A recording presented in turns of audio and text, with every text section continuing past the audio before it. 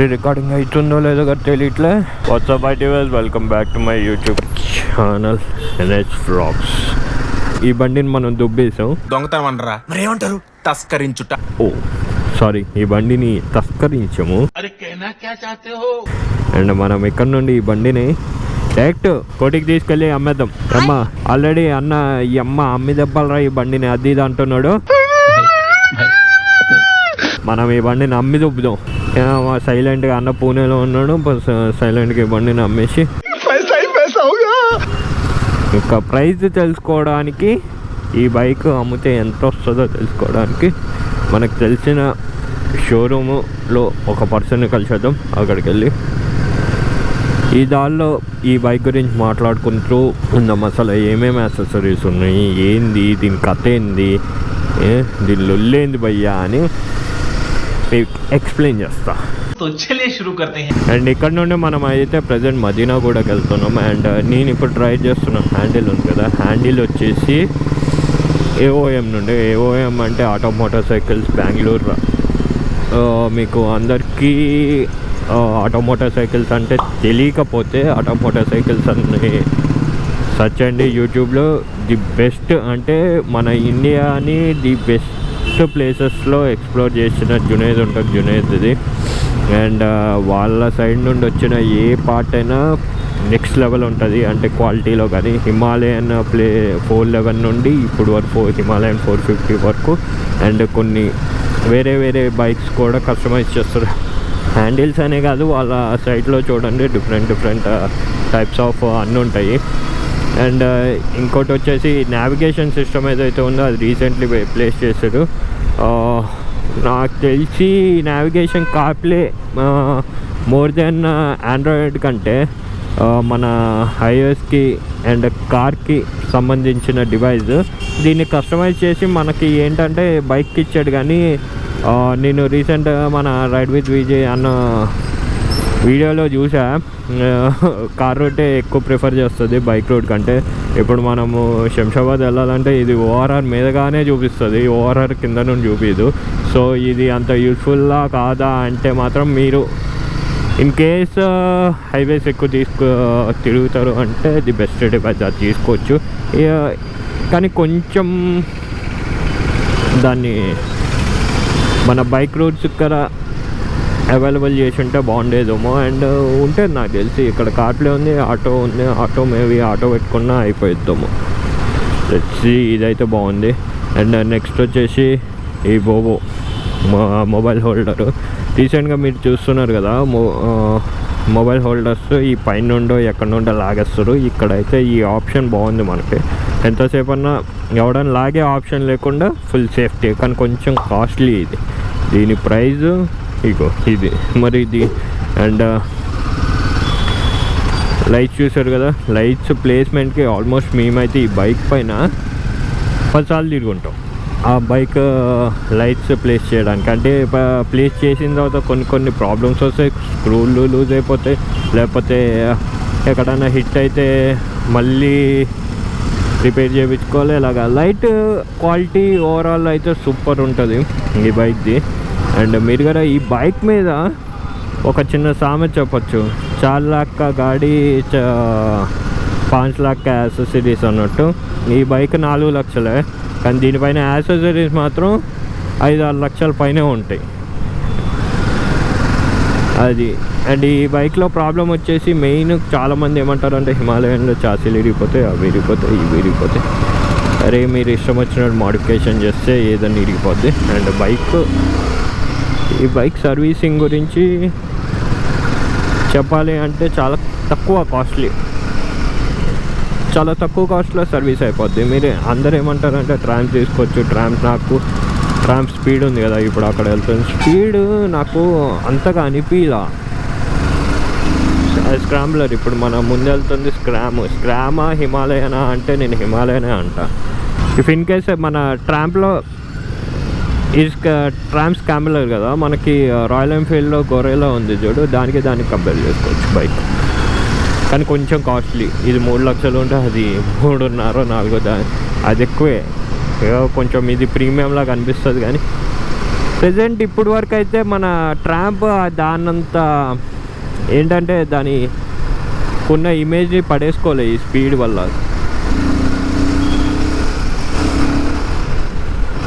ఈ బైక్ బాగానే ఉందా బాబా, నేను నడుతున్నా కదా మస్తు అనిపించింది. అంటే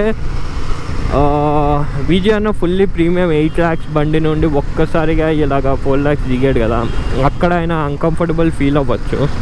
కానీ నేనైతే చిన్న బండిలోనే ఉన్నా కదా ఇప్పుడు. నేను అడ్వెంచర్ బండి ఎప్పుడు నడపలే. అడ్వెంచర్లో ఇట్స్ నైస్ బైక్, చాలా కంఫర్టబుల్గా నడుపుతున్నాను నేనైతే. సిట్టింగ్ పోస్చర్ కానీ నా షోల్డర్ పెయిన్స్ ఇలాంటివి ఏం లేవు, చాలా కంఫర్టబుల్గా బైక్ నడపచ్చేది. అండ్ ఇది ఒక్కటే ఎందుకంత ఇంజన్ డ్రైవ్ చేస్తుంటే నెక్స్ట్ లెవెల్ ఆఫ్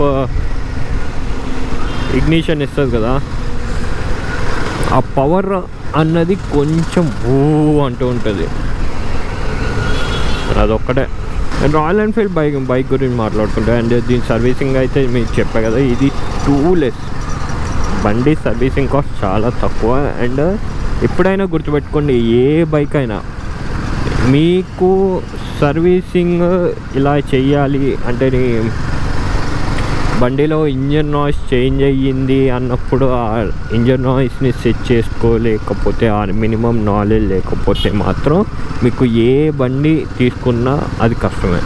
అండ్ మీరు ఎక్కడ తీసుకెళ్తున్నారు, ఏ షోరూంలో చేపిస్తున్నారు అన్నది కూడా ఇంపార్టెంట్. ఇప్పుడు నార్మల్ 150cc బైక్స్ అనుకో, మీకు మైన్యూట్ చేంజెస్లో కూడా సెట్ అయిపోతాయి బండ్లు, పెద్ద ప్రాబ్లం కాదు ఆ బండ్లతోటి. కానీ ఇలాంటి 450cc బండ్లు 600cc బండ్లు ఎలా అంటే కొంచెం కేర్ ఎక్కువ తీసుకోవాలి. ఎందుకంటే ఒక చిన్న పార్ట్ ఎగిరిపోయిందంటే అది 30-40 వేలు. అదే 150ccలో అనుకో 15,000 10,000లో అన్నీ రీప్లేస్ అయిపోతాయి.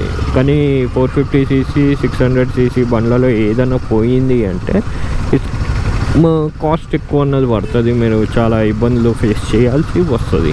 సో ఎప్పుడైనా మీరు ఈ బైక్, ఇప్పుడు ఈ బండి ఉంది, ట్యాప్ అండ్ నాయిస్ ప్రాబ్లం ఉంది. మీరు విజయ్ అన్న వీడియోలు చూసుంటే ట్యాప్ అండ్ నాయిస్ ప్రాబ్లం ఉంది అని.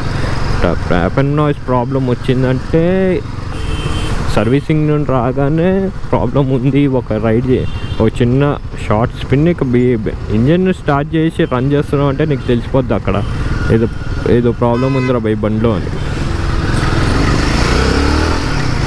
సో నువ్వు ముందే తెలుసుకోవాలి. అండ్ నీ క్యారెక్టర్ ఎలా ఉంటుంది, నీ రైడింగ్ క్యారెక్టర్. ఇప్పుడు నీ నార్మల్గా పుల్ చేస్తావు, విజయ్ అన్న రఫ్ అని పుల్ చేస్తాడు. ఆర్పిఎం ఎక్కువ కావాలి, పవర్ తక్కువ కావాలి. సో ఇలాగా ఇదొక చేంజెస్ ఉంటాయి. సో దాన్ని బట్టి అడ్జస్ట్ చేసుకోవాలి. నీకు ఆర్పిఎం నేను రివ్యూ చేస్తా, ఆర్పిఎం ఇన్స్టెంట్ ఆర్పిఎం కావాలి. పవర్ ఫస్ట్ నువ్వు ఒక పుల్ ఇవ్వాలంటే ఆర్పిఎం మెయిన్. సో పవర్ తర్వాత తీసుకుంటుంది. సో రెండింటికి అన్నప్పుడు నువ్వు ఆర్పిఎం అవి అడ్జస్ట్మెంట్స్ నీ ఇష్టం అనుకూలంగా నువ్వు పెట్టుకోవాలి. అప్పుడే నీకు ఇంజన్ అనేది మంచి పర్ఫామ్ చేస్తుంది. అండ్ ఎప్పుడైనా ఏ బండి అయినా సింగిల్ హ్యాండెడే నడవాలి. నువ్వు 10 మందికి ఇచ్చి నీ బండి నీ దగ్గరికి వచ్చేసరికి ఇలా ఉందేంటి అలా ఉందేంటి అని కంప్లైంట్ ఇవ్వద్దు. ఎందుకంటే నీకు రైడింగ్ క్యారెక్టర్ ఒక్కసారి నీ రైడింగ్ క్యారెక్టర్కి ట్యూన్ అయిన బండి వేరే వాళ్ళ దగ్గరికి వెళ్ళేసరికి వాళ్ళ రైడింగ్ క్యారెక్టర్కి వేరేలా ట్యూన్ అయిందనుకో, అది నువ్వు కంప్లైంట్ ఇచ్చినా ఇవ్వకపోయినా అది నీ లాస్ అది. సో ఎప్పుడైనా బండిని తీసుకుంటున్నప్పుడు చూసి ఆలోచించి ట్యూన్ చేసుకోండి కరెక్ట్గా. పవర్ తక్కువ ఉందంటే పవర్ పెంచుకోండి, పవర్ నాకు వద్దనుకుంటే పవర్ తగ్గించుకోండి. అండ్ ఇక్కడ నుండి మనము ఇంకో నాకు తెలిసి ఒక 2-3 kilometers, టైం అరౌండ్ 11 o'clock అవుతుంది. నాకు చిన్న పని కూడా ఉంది ఇక్కడ నా ఐసిఐసి బ్యాంక్ ఉంటే ఐసిఐసి బ్యాంక్కి వెళ్ళి వచ్చేయాలి. అండ్ ఇంకో మోడిఫికేషన్ వచ్చేసి ట్యాంక్ ర్యాప్. మన ఇండియాలో బాగా ఫేమస్ అయితే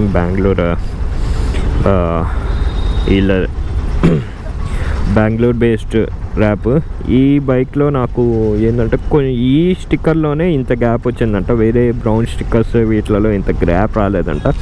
మేబీ ఈ గ్యాప్ కొంచెం తక్కువ ఉంటే మొత్తం సెక్సీ అనిపించింది. ఎందుకంటే ఈ డిజైన్లో చూసారా, ఇక్కడ ఇది ఉంది చూడు, దీని గ్యాప్ చాలా డిఫరెంట్ ఉంది. ఇది డిజైన్డే, ఇది మాత్రం కట్ పీస్. ఈ కట్ పీస్ కాకుండా ఇది కొంచెం తగ్గించుంటే మాత్రం సూపర్ ఉండేది. ఇది కొంచెం ఇలాగా. అండ్ ఓవరాల్ ఈ నార్మల్గా ఇంకో వచ్చేసి ఇది అన్నమో డ్రోన్ గురించి పెట్టుకున్నాడు, ఏదేమో మన లైట్స్ గురించి. ఇది అనవసరమైన యాడ్ ఆన్, ఎందుకంటే నువ్వు ఆఫ్ రోడింగ్ ఈ మధ్య బైక్ తీయట్లేదు కాబట్టి ఇది అనవసరమైన యాడ్ ఆన్. అది పోబోది మన గోప్రో కానీ ఏదైనా పెట్టుకోవడానికి ఇది పోబోది. అండ్ లైట్లు ముందు కెమెరా, దీని గురించి అక్కడ కెమెరా ఉంది, అంటే వెనకాల కూడా ఒక కెమెరా ఉంటుంది. అండ్ వెనకాల ప్యానియర్స్ గురించి ఇది ఏదో అసలు ఈ నిజంగా ఈ బండి మీద ఇన్ని మోడిఫికేషన్స్ ఉన్నాయి కానీ బండి తీయట్లే బ్రో. బండి తీయి బ్రో. అన్నేమంటాడు అంటే బండి బాగుంది నేను ఎక్కడ తీయనురా అంటాడు. సర్వీసింగ్ వాళ్ళు గారు అలానే సచ్చట్లే. చెప్పాలి అంటే ఒక ప్రాబ్లం వచ్చినప్పుడు మనము కొంచెం సీరియస్గా తీసుకోవాలి. రిజాల్వ్ అవ్వలేదు అంటే కంపెనీ ఎలానా రిజాల్వ్ చేసేస్తుంది. మన ఇంటికి వచ్చేసిన తర్వాత నెల తర్వాత మళ్ళీ తీసుకెళ్ళి రిజాల్వ్ చెయ్యి అంటే కష్టం కదా. అందుకే భయ్యా నేను ఈ బండిని అన్నకు తెలియకుండా సైలెంట్గా అమ్మేసి లైట్ సిగ్నేచర్ పెట్టి ఇచ్చేసుకున్నాం. ఎందుకు వేస్ట్, ఇంట్లో పెట్టుకునే బదులు అమ్మేయడం బెస్ట్ బ్రో. దీంట్లో వచ్చగలేదు బ్రో. ఏంది ఇది? बोला तूने नहीं पहले क्या बोला? चल चलो जाके इलाज करो. బైక్ అని పక్కన పెట్టడం చూసి కొంచెం ఫ్యూల్ ఉండన్నా బాగుండేది. That's bad thing. చూడు అమ్మ, నువ్వు రోడ్డు మీద ఉన్నావు, సిగరెట్ తాక్కుంటే యాష్ పక్కన పడేసుకుంటూ వెళ్తున్నావు. ఎవడ మీద పడి కాలిపోతే ఎవరు రెస్పాన్సిబుల్? तू समझा? हाँ नहीं तू समझा नहीं.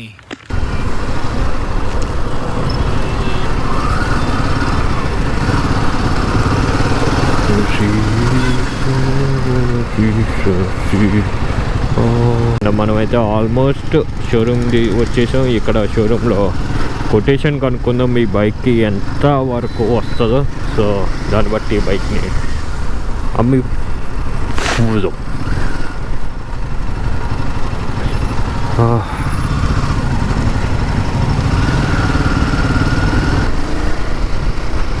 అండ్ ఫైనల్లీ మన రాయల్ ఎన్ఫీల్డ్ షోరూమ్కి అయితే వచ్చేసాం. అలా మీరు అనుకుంటున్నారు నిజమే, బైక్ అమ్మట్లేదు और अभी तो रुको, क्लाइमैक्स अभी बाकी है అనుకుంటున్నారు కదా. నిజంగానే అమ్మేస్తున్నప్పుడు अभी मजा आएगा ना भिड़ो. మీతో ప్రాంక్ చేయాల్సిన అవసరం నాకేముంది చెప్పండి. अबे जल्दी बोल. అండ్ ఇక్కడికి వచ్చింది ఎందుకంటే బైక్ కొటేషన్ ఇక్కడే తీసుకుంటాం. హోప్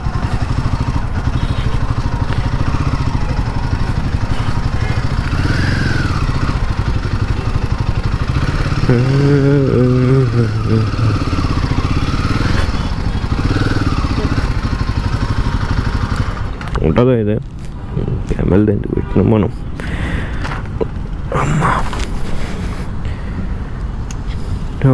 ఫైనల్ లోపలికి వెళ్ళి సంతోష్ని కలుద్దాం.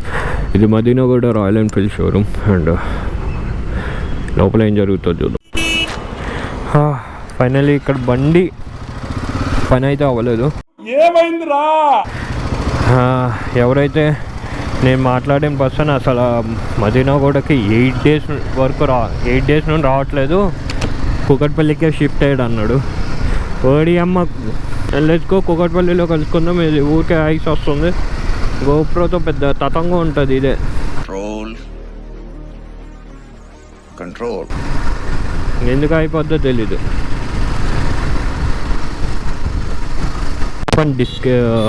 బిస్కెట్ అయింది. ఓకే चीटिंग करता है तू. चीटिंग करता है तू. ఓవరాల్ మనం ఒక చిన్న రైడ్ అయితే వేసుకున్నాం. అండ్ బైక్ చూసారు కదా, బైక్ అయితే खत्म. Bye bye tata good bye गया.